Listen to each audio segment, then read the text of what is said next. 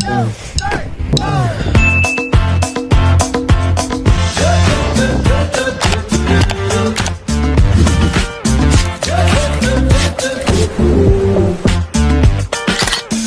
stepped inside with a vibe I ain't never seen. Yes, you did. Ooh, girl, if you talk like you walk, come and talk to me. So first question is, what made you choose comms? So, for real, hindi ko talaga to choice.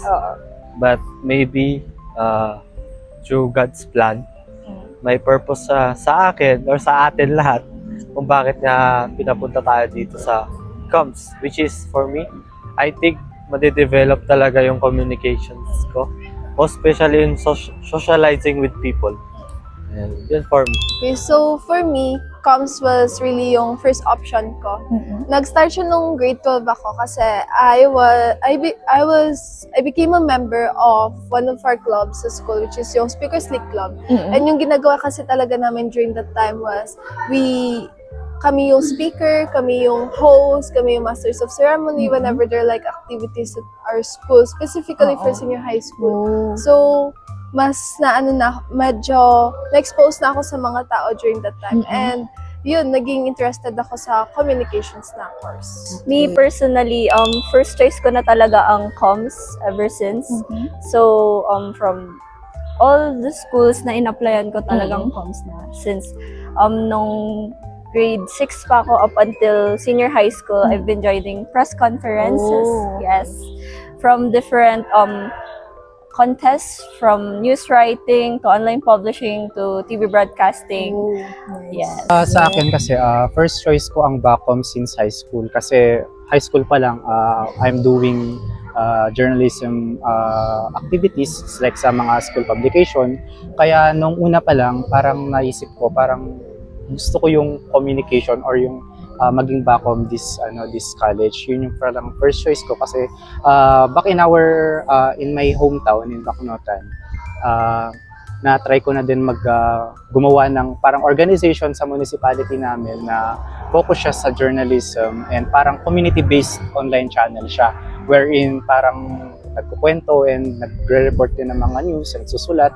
Parang kaya na-realize ko yung parang passion ko is lang parang inalign ko doon sa parang path ko sa buhay, kaya napili ko ang Bacom. Para sa akin, nung senior high ko actually, ICT ako, tapos nung filming kasi yung projects namin, tapos yung sabi ng mga barkada ko rin, maingay ako at malakas boses ko. Why not mag-comms ka na lang? Tapos tinake ko yun, tapos tinanong ko rin yung mga kuya at ate kong from comms na rin dito sa BSU is I also may filming, drama production, tapos cartooning, ganun. So, that made me decide na mag-comms na lang ako. Kasi doon rin, gusto ko rin yung forte na drama production, ganun. So, second question naman natin is, one myth or misconception about comms you want to debunk? Siguro yung yung mahiyain, which is minsan nakikita rin talaga na mahiyain tayo, pero through development, pwede natin tong improve. And ang isa rin gusto kong matanggal talaga sa ng communication industry is yung masyado tayong sa social media. Most especially is freedom all, which is madaming nagkukos sa atin. Madaming nagiging factor, madaming naapektuhan because of our emotions in social media, which is bad influence to other people. So, one misconception ng mga tao about our course is yung, non-board course lang naman yan. So, there are misconceptions kasi, or like some people, pag narinig kasi nila na non-board yung course natin, parang minamaliit na nila yung mga students, ganyan, na nagtitake ng non-board course. But in reality, actually, it's not that bad to be pursuing a non-board course kasi like communications, like super ganda ng communications na course natin kasi very siya, diverse yung pwede natin pasukang work in the future. Yes. Hindi lang tayo nakafocus sa isang industry or like isang work, but we can be a journalist, we can be part of the PR, secretary, ganyan. So like, hindi naman ganun kasamang mag-non-work. Siguro yung sinasabi nila na parang common sense lang, na nagsasalita lang tayo, na communication lang to, very easy subject na walang, parang yun lang yung pag-aralan lang natin paano makipag-usap sa ibang tao, which is wrong. Very wrong. Kasi syempre, nandyan ang field of journalism, dyan ang field syempre kasama na rin dyan ang DevCom and everything. So, yes. Mga yung mga sinasabi nila na sa comms, sulat-sulat lang yan, madali lang yan. Pero actually, kapag nandun ka na talaga sa field, kapag nandun ka na talaga sa mismong course, talagang mahirap siya kasi hindi lang naman siya nag-focus sa sulat-sulat. Meron din yung mga management, yung mga planning, gano'n, yung mga parang ini-immerse din ng mga comm student yung sarili nila sa community para makapag-contribute sila sa community, ganun. Parang hindi lang siya yung simple na course na sinasabi nila na ganito, ganyan lang to, ganyan lang, ganun. Kaya yun yung parang misconception ng mga ibang Mga student, mga tao. So para naman sa akin is yung mga misconception ng taong, ay, communication ka. Sus, bagsak mo call center, which is actually no. A communication is a variety of madaming pupuntahan. Pwede sa government, sa mga TV station, radio station. Actually, sa mga government natin, communication is highly na hinahanap nila kasi yun nga. Magaling ka magsalita, you can converse through any language, English, Filipino. Meron naman tayong subject sa communication rin na foreign, mga inaral natin Japanese, Korean, Spanish, ganun. So, para sa akin, sana hindi lang yung masasabi ng tao na call center kasi parang very talaga sa amin na ay, call center lang bagsak mo. Nakakakon naman yun. Actually, hindi. Communication is very, magandang path siya if wala ka talagang makuha yun. So, number 3 naman is identify at least one subject or skill in communications that you find most useful. So for me is yung Complan because I'm good in business, which humble lang. Okay. I want to improve siyempre yung pagmamanage ng mga activities, pagmamanage ng time, and of course yung financially. Gusto kong nade-develop yon through studying Complan. So, I'll focus dun sa skill, banda. Actually, not just one, pero two. As a comms, kasi we do a lot of talking talaga. Yes. So, for me, I really had developed yung speaking skills ko sa mga tao, like sa public. Kasi, if you're a comms, you just don't speak. Parang hindi lang siya na you would be able to deliver yung sinasabi mo, pero you need to learn how to deliver yung mga kailangan mong sabihin effectively. Yes. Ganun. Another thing is yung sa writing naman. Okay. Kasi we also do a lot of writing. Aside from we speak a lot, we also write a lot. And Yes. nakatulong yung comms for me to improve yung both skills ko.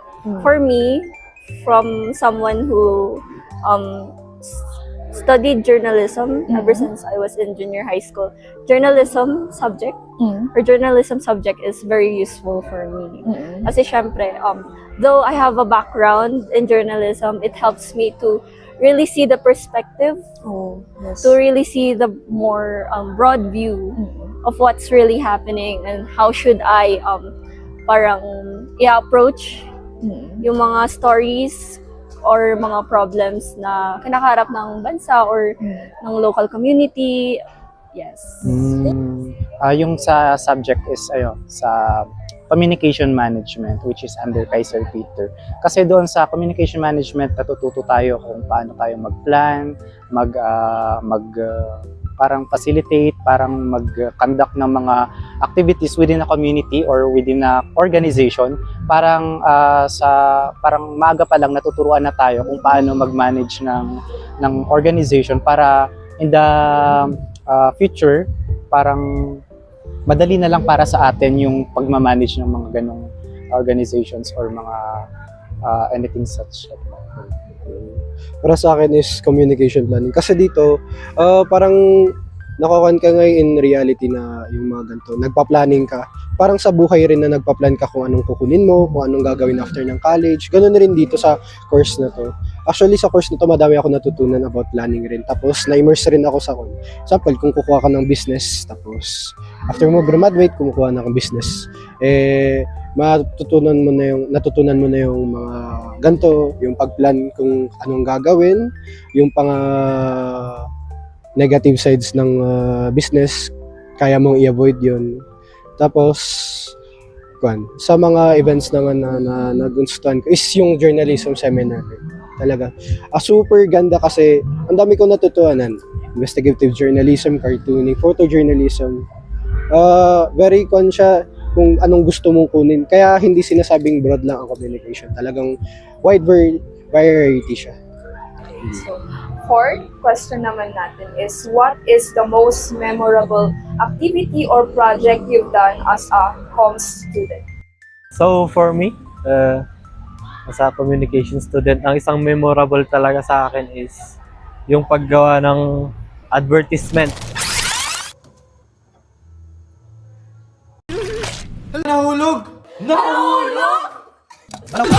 Try mo kasi itong Lucky Me Pancit Canton no drink cooking. Bago yan. Magpakulo ng 3/4 cup water at ilagay ang noodles. Haluin ang noodles hanggang matuyo ang tubig. I-mix ang noodles with the seasoning. Enjoy! Pwede rin may what?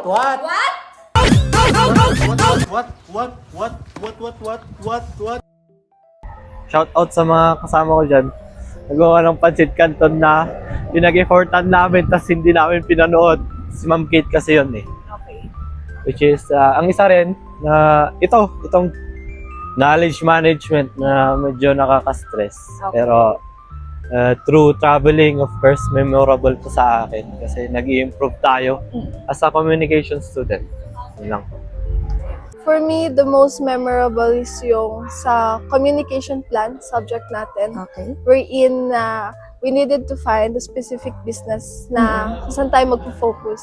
Kasi during the time na try namin talaga na maghanap ng madaming business na every business na mahahanap mong potential na pwede mong kunin, i-interviewin mo, magsasalita ka. Like, lalabas talaga yung hindi ka pwedeng mahiyain dito.